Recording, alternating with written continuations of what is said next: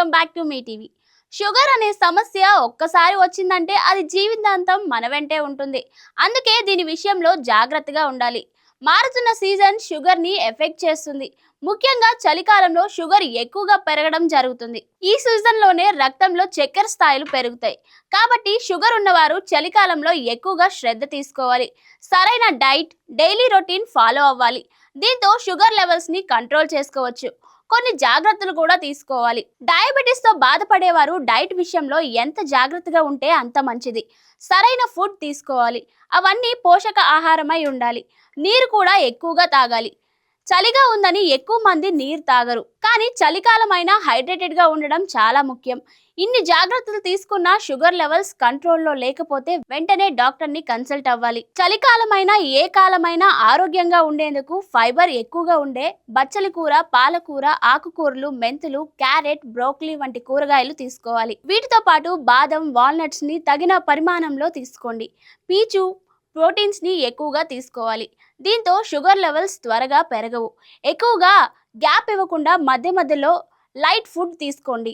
ఈ చలి సీజన్లో చాలా మంది నీరు తాగరు, కానీ బాడీని హైడ్రేట్ గా ఉంచుకోవడం చాలా ముఖ్యం. డీహైడ్రేషన్ కారణంగా కూడా బాడీలో బ్లడ్ షుగర్ లెవెల్స్ పెరుగుతాయి. అందుకే రోజంతా కనీసం 2 నుంచి 3 లీటర్లు నీళ్లు తాగాలి. చలిగా ఉందనిపిస్తే గోరువెచ్చగా చేసుకొని ఆ నీటిని తాగాలి. దీంతో హెల్దీగా ఉంటారు. ప్రాసెస్డ్ ఫుడ్స్, స్వీట్స్, పిండి, చక్రాలతో తయారైన ఫుడ్స్ తీసుకోవద్దు. చలికాలంలో ఎక్కువగా వేడిగా ఉండాలని నూనెలో వేయించిన బజ్జీలు, సమోసాలు ఎక్కువగా తింటుంటారు. వీటిని ఎక్కువగా తింటే మొదటికే మోసం అని గుర్తుపెట్టుకోండి. అందుకే సరైన ఫుడ్ తీసుకోండి. చలికాలంలో వర్కౌట్స్ చేయడానికి చాలా మంది కష్టపడతారు, బయటికి వెళ్లరు. దీంతో బరువు పెరుగుతారు, షుగర్ లెవెల్స్ కూడా పెరుగుతాయి. అలా కాకుండా రోజుకు 30 నిమిషాలైనా వాకింగ్, లైట్ గా వర్కౌట్ చేయడం మంచిది. ఎండలో నడవడం ఇంకా మంచిది. దీనివల్ల జలుబు వంటి సమస్యలు కూడా రావు. యోగా, స్ట్రెచ్చింగ్, తేలికపాటి వర్కౌట్స్ చేయాలి. దీనివల్ల రక్త ప్రసరణ సరిగ్గా ఉంటుంది. దీంతో షుగర్ కంట్రోల్లో ఉంటుంది.